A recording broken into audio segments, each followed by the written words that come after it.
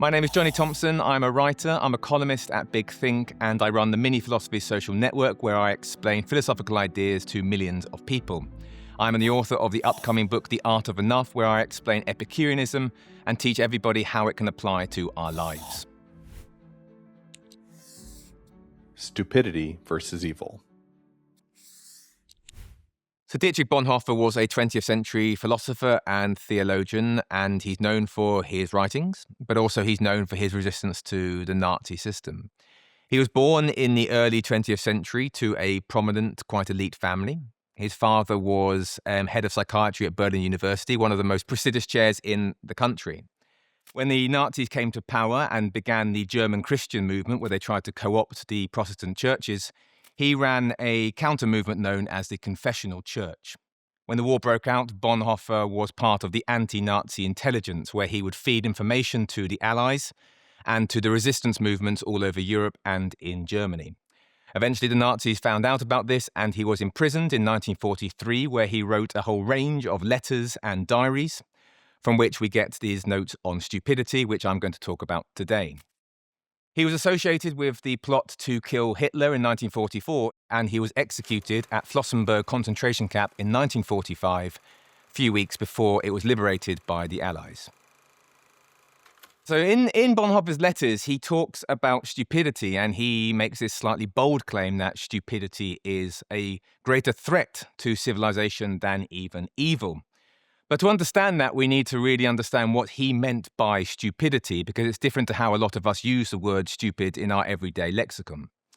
So what is stupidity? Well, it is not the same as foolishness. Foolishness is when you do something silly, reckless, imprudent. For example, if you put diesel into a petrol car, or I, for example, put washing up liquid in the washing machine and it caused a disaster. Or I remember at my son's last birthday party, he was gifted a plastic golf set. And so I was desperate to impress all of the other mums and dads. And so I got the golf club out and I whacked the ball as hard as I could, and it went flying over our gate into the road outside, hitting a passing car. That is an example of foolishness, but it is not stupidity in the Bonhoeffer sense. Nor is it the same as a lack of cognitive ability.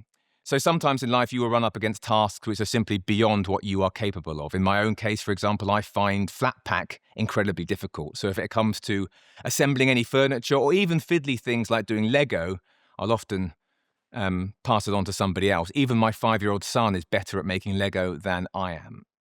But nor is stupidity the same as ignorance, because if you don't know something, that is either a lack of education or a lack of exposure to that fact. For example, if you don't know the capital of Indonesia, that is an example of ignorance.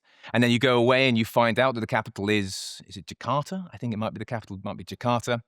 And that resolves your ignorance. That is not stupidity. So Bonhoeffer is careful to say that those three things are not stupidity. But what is stupidity? Now, again, Bonhoeffer says that stupidity can be defined by three different elements. The first is when we outsource our critical thinking to some kind of third party. It might be a teacher, it might be a parent, it might be a social media influencer, or it might be technology. And of course, today, a lot of people do outsource their thinking to technology. In 2014, a philosopher called Robert Howell wrote a paper where he introduced a thought experiment known as Google Morals. And in the paper, he explains that we often use apps to do certain things for us. The most common is Google Maps. So even coming here today, for example, I use Google Maps to tell me where to go. I followed the blue line. It told me to go left. It told me to go right. And hey, presto, here I am. And most people are okay with using Google Maps, even if we use it for slightly imbecilic things. So, for example, if I want to go to Big Ben, and it's obviously there in front of me, people will still use Google Maps to tell them where to go to Big Ben in London. But we're okay with that, because navigation seems to be a thing that we're quite willing to outsource to technology. But Howell introduced an extra idea. He said, imagine that the future contains an app called Google Morals. Now, Google Morals is an app where you would type in a question and it tells you what you should do in any situation. So let's suppose I go to a burger bar or a burger restaurant and I say, is it right for me to eat the meat burger or the halloumi burger? And the app does its whirring and it tells me, okay, you should do this. Now, the point isn't whether the Google Morals does the reasoning properly or not. The point that Robert Howell is saying is that we shouldn't be outsourcing our moral reasoning to an app. Now, this was written in 2014, and it doesn't take a rocket scientist to point out the fact that a lot of people use ChatGPT and Claude and AI today to answer these kind of questions for them. Is it right to do X? Is it right to do Y? Should I cheat on my partner? Should I stay with my partner? Should I do this job or should I do that job? We are using AI to do the critical thinking for us, and that's an example of what Bonhoeffer would call stupidity. Now, the second element of stupidity is when we are willfully ignorant. I mentioned earlier how ignorance is itself not a form of stupidity, but if you are continuously ignorant and you don't take any steps to resolve your ignorance, well, that is an example of stupidity. There is an example in the ancient Greek world where the Oracle of Delphi was once reputed to say that the wisest man in the ancient world was Socrates. Socrates famously said that the only thing I know is that I know nothing at all, which is an example of ignorance. But the reason why he wasn't stupid was that because he spent his life devoted to trying to resolve that. In his works, The Nicomachean Ethics and the Politics, Aristotle says that one of the worst things that can befall any society is what the ancient Greeks called amathia. Now, amathia is willful ignorance. It's when somebody celebrates the fact they don't know something and they take no steps to resolve it. And in the ancient world, we can trace a line from Socrates to Plato to the Stoics, which associates knowledge with immorality and being wrong. The idea was that the more you know, the better you become. And so amathia is the great curse. It's a great contagion because there is this rise in people who no longer want to know things. They celebrate the fact they don't know things. And there's a kind of inverse elitism where those who do know things are mocked and ridiculed. So that's the second example of stupidity according to Bonhoeffer. Now, the third element of stupidity is conformity. And this is what Bonhoeffer saw from his prison cell in 1943. He saw people who he grew up with, people who were educated in the same university systems, people who went to the same schools as him, and suddenly they became part of this Nazi operation. And so with conformity, it reminds me of something that Nietzsche says in his work Beyond Good and Evil. In his work Beyond Good and Evil, Nietzsche has an entire chapter devoted to truth. And in the work, Nietzsche argues that philosophers and academics and writers often become obsessed with this idea of truth, that truth has a value in and of itself. And he says if you look at the history of humanity, if you look at where we are today, people don't care about truth as a thing. What matters more is loyalty, and what matters more is identity. So, for example, in 2022, a philosopher called Chris Rinaldi wrote a paper about indoctrination. And he was trying to answer the question, what is it that makes somebody indoctrinated? How can we define indoctrination? And Rinaldi argues that indoctrination is not defined by believing one thing or believing another thing. It's when you close your citadel to any alternative positions. It's when you associate your belief with an identity. You are that belief. And so you see any rivals to that position as a kind of test of faith. You see any rivals as a kind of temptation. So the indoctrinated person doesn't belong to any one camp. It's not the atheist, it's not the believer, it's not the right wing, or it's not the left wing. It's how you keep those beliefs. And what Rinaldi is saying is what Bonhoeffer was saying as well, that when we conform to some kind of groupthink, we are surrendering our own ability to do critical thinking, and we are offloading it to somebody else to do for us. A writer and a philosopher called Robert Musil developed a distinction between what he called ordinary stupidity and intelligent stupidity. Now, ordinary stupidity is what a lot of people might associate with cognitive ability. Some people just can't do certain things. I can't do flat pack very well. But intelligent stupidity is when somebody who is otherwise incredibly able, somebody who is otherwise incredibly talented, articulate, erudite, uses their abilities for some foolish end. And what Musil and Bonhoeffer were writing about and what they were talking about was, of course, Nazism. Here you had a system that was populated by intelligent people, and yet they were using their abilities for an incredibly foolish end. So the reason why Bonhoeffer says that stupidity is a greater problem than evil is because with evil, you have a known problem. There is some intention to the malice. So when you have the evil person, we're thinking the Dark Lord Sauron from Lord of the Rings, dressed in black with orcs and fiery volcanoes. That's obviously evil. But likewise, in our world, we have people who are serial killers or genocidal tyrants or people who we know to be evil. And when you can point at something which is evil, what happens is that the good of the world can rally round and they can resist the evil. Bonhoeffer's got this quotation where he says that evil contains within it the germ of its own subversion. Because once you know something is evil, the good people of Minas Tirith can gather round and they can fight the Dark Lord Sauron. But there are two problems with stupidity. The first is that as a society, we are much more tolerant of it. If somebody says they don't know something and they don't want to take steps to know that thing, we kind of brush it off. We say, oh, that's what they're like, and we kind of accept that. But the second problem with stupidity is that it's far harder to identify. So, for example, not everything is the Dark Lord Sauron. Not everybody is a serial killer. Not everybody is a genocidal tyrant. But in our time, of course, we have real-life evil people. For example, I'm thinking in the UK, we had the Jimmy Savile scandal. In 2012, Jimmy Savile was exposed as abusing children, and of course, that is an evil. And the good of the world rallied round. The judicial system and the police and all of the witnesses came out, and they opposed this very obvious, explicit evil. In 2017, you had Harvey Weinstein. Similar there. The good of the world rallied round, the judicial system worked, police came out, Harvey Weinstein was arrested, he is now in prison. And of course, very recently, you have the Epstein files. These are obvious evils, and in each case, you have somebody who is evil eventually being put into prison, or in the case of Savile, he was dead. But the question that comes after that is, who knew about what was going on? Who are the people who didn't ask questions? Who are the people who were willfully blind? Who are the people who were stupid in the Bonhoeffer sense? Because in the Nazi regime, there's a character called Albert Speer who embodies this quite well. Albert Speer was a very intelligent and educated person, and he was Hitler's architect. He ended up becoming the Minister for Munitions and Production in the Nazi system. And when it came to the end of the war and he was put on trial at the Nuremberg trials, he said he didn't know anything. He said he didn't know about the Holocaust. He didn't know about all of the trains. He didn't know about all of the evils of the Nazi machinery. And the people at Nuremberg said to him, this is ridiculous. You are an intelligent person. There is no possible way you didn't know what was going on. And so he was arrested and he was put in prison. He wasn't executed, like some of the Nazi regime were executed, but people said that you should have known better. Your stupidity in that instance was not an excuse.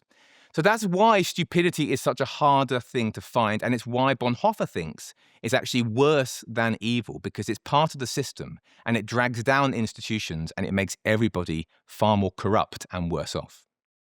So there's a great quotation which has been floating around the internet for a very long time now, from the earlier days of the internet, and it says that debating an idiot is like playing chess with a pigeon. You can play as well as you want, but the pigeon will jump on the board, it'll crap on the pieces, and it'll go back to its flock declaring victory. And it's a brilliant quotation, and it's a brilliant visual, because it is so true as to what it feels like when you are debating somebody who is stupid in the sense of Bonhoeffer. When you're debating somebody who is stupid in the sense of Bonhoeffer, they don't question their own beliefs, and they are unwilling to accept any contrary position to what they actually believe. They are playing by different rules. You might approach them with facts and the most logical arguments you can possibly devise, but they will see you as an enemy. They will see you as an other. They will see you as a kind of temptation. And so it's very interesting that in our language, we often have a few examples where people will try to repel any contrary position using certain words. And these can belong to whatever different denomination or different ever belief system. So, for example, if somebody says trust the science. Now, if we dig into what trust the science means, it makes sense. You go away and you look at some peer-reviewed papers. You look at what the consensus of the experts are saying. You look at some studies online, whatever. When someone says trust the science, it's often used as a kind of batting away of any opposition to you. Another example might be do your own research. Again, on paper, it looks like a good thing. Go away and Google and find out what's going on yourself. But if somebody says do your research, it's often used as a way to try to reduce you as an alternative position. So the reason why debating an idiot is so difficult is because they are playing by a different rule system. In Aristotle's rhetoric, he actually makes a distinction between three different types of persuading somebody, or three different ways that people often come to believe something. He talks about logos, which is rationality, it's reason, and it's using good debate and facts and evidence. He talks about ethos, which is somebody's character, their reputation, their status, and the ability to persuade you. And he talks about pathos, which is emotions. It talks about feelings. And Aristotle, even in the ancient Greek world, this is, the epitome of the rational philosopher. He is well aware that logos plays second place to your ethos and your pathos as well. So if we pull that up to the modern time, the same thing is at play here. That when you are debating somebody, you may think that you are both playing by logos. That if I lay out my argument in premises to conclusion, if I lay out all of the evidence, this person is going to bow to me and say, well done, you are so brilliant, your position is better, and I will believe what you are saying. And what Bonhoeffer is saying about the stupid person, the pigeon on the chessboard, is that they don't even care about the logos. They care about the ethos, they care about the pathos. And so you need to play it according to their game if you're going to have any kind of proper debate and discussion. So when we're talking about stupidity, we often imagine somebody in our heads. We often imagine a certain type of person. It might be somebody in our own life. It might be somebody that we've met quite recently. But Nathan Ballantyne, who's a philosopher, he actually argues that stupidity can take many different forms and it can come from many different angles. And he talks about a particular phenomenon known as epistemic trespassing, which exists within academia. So the most intelligent, the most able, the most educated people you know can also be guilty of this intellectual stupidity. Ballantyne talks about domain specificity, which is where you know your area particularly well. So, for example, it might be that an astrophysicist is incredibly knowledgeable about stars, about black holes, about the movement of planets. But epistemic trespassing is when the astrophysics thinks that because they know so much about this one area, they will also be able to tell you about another area. So epistemic trespassing, for example, is when the astrophysics thinks they know about political science. But it could be also when a car mechanic thinks they know about tree surgery. It could be when a doctor thinks they know about economics. Epistemic trespassing, according to Ballantyne, often has two causes. The first is what he calls intellectual pride. If you are at the top of your game and you've got all of these accolades, you've got all of this praise, you get these awards, you get this kind of body of students who are waiting on your every word, that's a kind of ego boost. It's a kind of encouragement. You get this intellectual pride from all of that. And so you therefore think that you can walk into different disciplines, different areas, and you can tell them what is true and what is false. And the second problem is an overestimation of what is called transferable skills. So transferable skills are things that will apply across a whole range of disciplines. So at a basic level, the ability to read is a transferable skill. The astrophysicist can read, the economist can read, the neuroscientist can read, the tree surgeon can all read. These are all transferable skills, but also writing an essay is a transferable skill. The ability to analyze data is a transferable skill. So Ballantyne argues that epistemic trespassers are often guilty of overestimating their own transferable skills. They assume that just because they can analyze data in one area, that they can analyze data in another area without considering the wider knowledge that is required to make sense of that data set. So what Ballantyne is saying is that stupidity isn't limited to any one particular type of person. It can be anywhere. It can be in the academy. It can be an incredibly intelligent person who steps outside of their lane.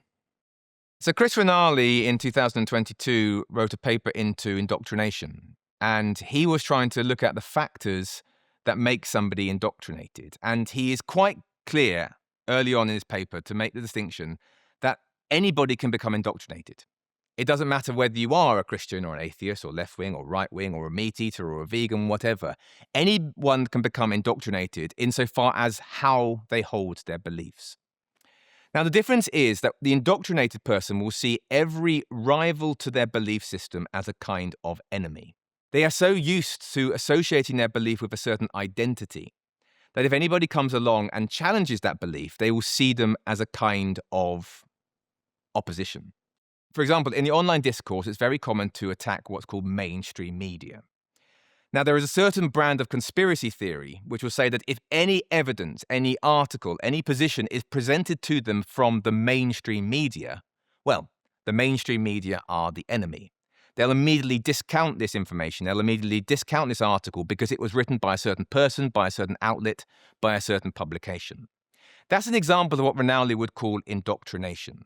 They are so used to viewing the enemy in certain areas that they will not take anything that they say as worth considering. Now, that's the first part of Rinaldi's paper, but the second part of Rinaldi's paper asks the slightly more difficult question, how can we resolve this? Because if we are aware of indoctrinated people in our lives, and we have to be aware that we also ourselves might be indoctrinated in certain key areas, I suspect that most people watching this, and myself included, are indoctrinated in certain areas, that I will reject information, I will reject evidence if it's presented to me by a certain person in a certain way or about a certain topic. And so Rinaldi is asking, how can we resolve that? And the clearest example is to give a kind of off-ramp. Because challenging your beliefs is difficult. And challenging your beliefs is very difficult when you associate those beliefs with a certain identity. And so you need to create an environment where criticizing a belief or doubting a belief is considered to be safe. Now, this is where we have to lean on our friend Aristotle again, because in this case, logos will only get us so far. Rationality, logic, laying out evidence will only take you up to the door. But to go through the door, you need to have a certain ethos. You need to have a certain character. You need to have a certain warmth of personality. And so when we're discussing ideas with somebody, we should always bear in mind how important it is to have that kind of warmth, to develop a relationship with someone where you can criticize or discuss these ideas in an open way without it feeling confrontational. So there are many examples of when stupidity can be funny, and particularly when it's associated with ignorance. For example, at Christmas, my stepbrother turned to me and said, "Do reindeer exist?" I said, "Yes, they do exist." And we all had a laugh. And if somebody says, for example, "What was Hitler's surname?" that's funny. We might have a bit of a giggle about it. Those are examples of harmless ignorance. Now, Bonhoeffer says that isn't the same as stupidity. Now, stupidity becomes dangerous when it walks through the corridors of power. Stupidity becomes dangerous when we surrender our own critical thinking and we outsource it to somebody else. It's when we let a political party, a group, a tribal identity do the thinking for us. Because what happens then is you kind of go through a kind of zombie state where you will be pushed along by people who may have malicious intent. So, for example, if somebody is sharing a conspiracy theory in the pub with you over a few beers, they talk about being a flat earther, for example, that might be funny. You might joke about it. But if an education board is teaching flat earth to students, that's when it becomes a problem. Because the institution itself is allowing a sense of willful stupidity where you accept not knowing as the default. And that's when it becomes a problem in the sense that it occupies power. If we agree with Bonhoeffer, if we even partially agree with Bonhoeffer, that stupidity is a greater danger to society than evil, and we agree with Aristotle that amathia is the greatest threat to civilization, then how can we resolve that? What steps can we all take to remove stupidity from society? Well, I would argue that there are three things that we can do. There's a personal thing we can do, there's an interpersonal thing, and there's a societal, institutional thing we can do. On the personal level, I think we can all dig up, scrutinize, and analyze our beliefs. We can accept, we can reject, or modify our beliefs. And I think we can do this in three different ways, each with varying degrees of intensity. The first step is, I think we can take a leaf from Karl Popper's book. Karl Popper introduced this idea of falsification, where he says a theory is good insofar as it can resist any falsification. And if there is no falsifying data available to it, or you do not present that theory with falsifying data, then the hypothesis, the theory, the belief is bad. So, for example, I think that all of us have certain beliefs that we are not entirely sure on. For example, in my head, I'm not entirely sure about my meat eating. I'm not entirely sure whether I should be eating meat or whether it's right or whether it's wrong. And so Popper would say what you need to do is go away and you need to introduce yourself to as many falsifying arguments as you possibly can. Read arguments from vegans, read arguments from vegetarians, maybe look at some kind of information about battery farms or the latest biology about animal sentience. Go away and challenge your own belief. That's the first thing we could all do individually. Escape your echo chamber. The second thing is interpersonal, and this links back to what Chris Rinaldi was saying about indoctrination, is that when we are talking with somebody else, appreciate that beliefs are not just specimens on the table that we can dissect and poke. They are deeply personal. We are all involved in our beliefs, and certain beliefs are so personal to us that we will reject them viscerally. When somebody challenges certain beliefs, we object to them because we feel as though they are attacking who we are. For example, when I was growing up, Pluto was a planet. I'm not even sure if it is a planet anymore, whether it's an exoplanet, whether it's a star or moon, I don't even know. But the point is, that's what the philosopher William James would call a dead belief to me. My life goes on. I don't really care if Pluto's a planet or not, and I can go about my life quite happily not knowing it is. But there are certain beliefs which do matter to me.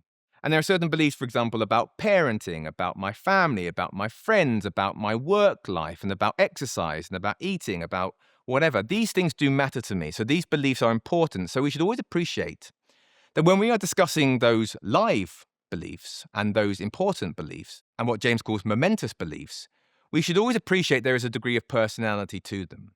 We should be personable. We should be warm. We should allow people to defend themselves and not make the debate an issue of personality. Now, the best way to do this, and the best person that embodies this, is Socrates. If you look back in Plato's dialogue, Socrates is somebody who discusses the conversation in a very non-confrontational way, and he does so by asking open questions. He's not saying you're wrong. He's not offering counterpositions. He's not calling anyone names. He's not calling you stupid or idiotic or evil. He's asking questions. And over the course of the dialogues, they are condensed dialogues. In some ways, it might be a very romanticized account of what a Socratic dialogue looks like. But over the course of the conversation, both parties are better. Both parties have analyzed their beliefs. Both parties have stronger beliefs as a result of it. So that's the key element there. In interpersonal belief systems, always approach it from a Socratic position, I would argue. Now, the third thing is institutional. And this is where we need to we need to create, and we need to foster a culture of dissent and debate. In 2018, two writers, Stephen Levitsky and Daniel Ziblatt, wrote a book called How Democracies Die. And they were laying out the various factors that lead to the collapse of a democracy. They looked at history, and of course, they applied history to the modern day. And two key elements jump out for me. The first is an abuse of power. This is when a president, a prime minister, a Congress, a parliament oversteps their constitutional or their historical power. But the second, and to my mind, more important element is where we illegitimize an opposition. It's when you start to say that the opponents are monstrous, they are evil, they are satanic, they are demonic, and they should be struck off. We shouldn't allow any dissent within this organization. We shouldn't allow any rival positions in this Congress, in this Parliament. So what they're arguing in How Democracies Die is when those two factors emerge, democracies will suffer. But of course, we see it in institutions as well. We see it in corporations and businesses. We see it when leaders will make decisions without any consultation whatsoever.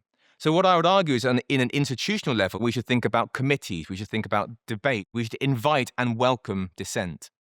I interviewed a philosopher called Sebastian Purcell a few weeks ago about Aztec philosophy. I don't know anything about Aztec philosophy. And Purcell introduced me to an idea that I can't really get out of my head, actually, and I love it. It's known as the Aztec decision circle. And Purcell taught me that when an Aztec was confronted with a difficult decision, or they didn't know what to believe or what to do, they would consult their decision circle. It might be 4, 5, 6 very close friends, relatives, who will offer them advice, but crucially, they will offer them dissent. They will offer them an alternative position. And Purcell has an entire chapter in his book saying, the wise do not think for themselves. And I love that idea. I love that idea of a decision circle. And I love the idea of consulting people who will also dissent.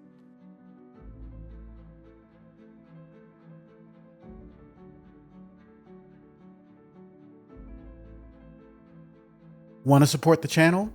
Join the Big Think members community where you get access to videos early, ad-free.